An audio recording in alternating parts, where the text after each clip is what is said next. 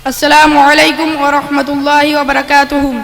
وعن أبي هريرة رضي الله تعالى عنه قال قال رسول الله صلى الله عليه وسلم: ألا أدلكم على ما يمحو الله به الخطايا ويرفع به الدرجات؟ قالوا أبالا يا رسول الله. قال إسباغ الوضوء على مكاره وكسرة الخطا إلى المساجد وانتجار الصلاة بعد الصلاة فذلكم رباط.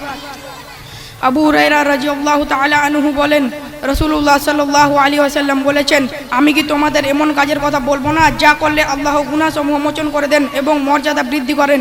লোকেরা বলল, হ্যাঁ হে আল্লাহর রাসূল বলুন।